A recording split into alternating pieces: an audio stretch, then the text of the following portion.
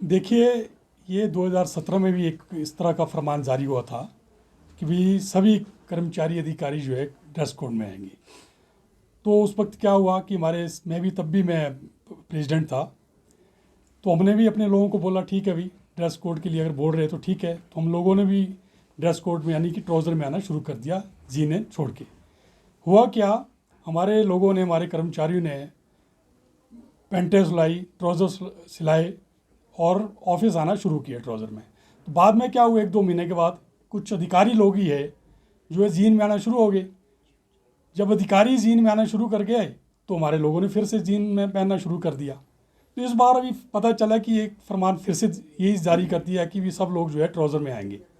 तो हमारा प्रशासन से ये आग्रह भी रहेगा, निवेदन भी रहेगा कि अगर ड्रेस कोड आपने शुरू करना है तो या तो ठीक से उसको इम्प्लीमेंट किया जाए, सबके लिए इम्प्लीमेंट की जाए, अधिकारी के लिए भी इम्प्लीमेंट की जाए। नंबर 2, इतनी जल्दी में जिस तरह से उन्होंने फरमान जारी किया कि भी अगर कोई जीन में आता है तो हम जो है उसके अगेंस्ट जो है ना डिसिप्लिनरी एक्शन लेंगे। तो इतने जल्दी तो अब कई लोगों के पास तो है ही नहीं ट्राउज़र।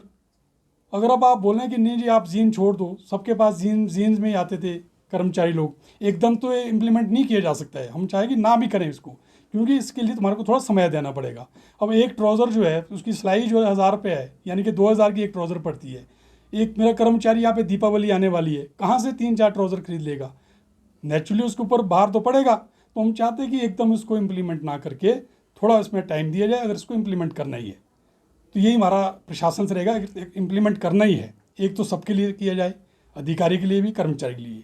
नंबर 2, और इसमें इम्प्लीमेंट करने के लिए थोड़ा समय दिया जाए कर्मचारियों के पास। कितना टाइम आपको कितना समय? कम से कम 1.5-2 महीना, 2-1 महीने का चाहिए। मतलब नेक्स्ट ईयर से जो आने वाला नेक्स्ट ईयर हाँ, नए साल से भी करें, पर इसके लिए भी देखना पड़ेगा ना। ये अगर आपने ड्रेस कोड, कुछ लोग बोले कि ठीक है हमारे को, हम ड्रेसेस में आ जाते हैं, हमारे लिए कोट यूनिफॉर्म जो है ना आप सेलेक्ट कर दो, हम उसमें आएंगे। अच्छा समय जी, एक सवाल है कि यूनिफॉर्म का भी पैसा मिलता है, तो आप लोग कैसा इसको देखते हैं? नहीं, अगर तो आप वो बोलते हैं, प्रशासन बोलते हैं कि नहीं एक यूनिफॉर्म होनी चाहिए, अगर वो होनी चाहिए तो उसके लिए तो या तो कोई एडवांस दें हमारे को, ठीक है ना सर।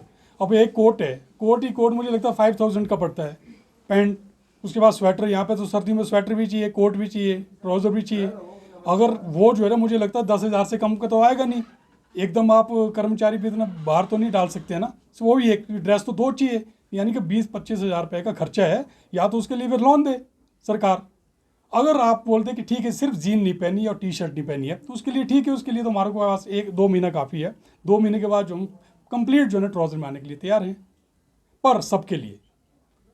हिमाचल में क्या कोर्ट्स का नहीं, अगर तो सिर्फ 2 चीज़ों के लिए प्रशासन बोलते हैं, सिर्फ जीन और टी शर्ट नहीं होनी चाहिए, तब तो कोई दिक्कत नहीं। तो तुम जैकेट में आज जैसे ये जैकेट पहना है कोई दिक्कत नहीं है ना। अगर बोलते हैं ड्रेस कोड कि एक यूनिफॉर्मिटी जैसे कि प्राइवेट कंपनी में होता है, कॉर्पोरेट सेक्टर में होता है, अगर उस तरह की चाहिए तब तो हमारे को कम से कम 2-3 ड्रेसेस चाहिए, उसमें तो फिर जैकेट भी चाहिए क्योंकि यहाँ पे तो बर्फ़ पड़ती है।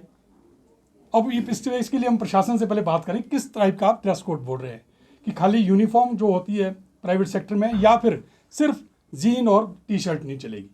अगर टी शर्ट और जीन नहीं चलेगी तब कोई दिक्कत नहीं, हम ठीक है 2 महीने के बाद इस ड्रेस में आना शुरू कर देंगे, ट्राउज़र बनाना फिर से शुरू कर देंगे जी। अच्छा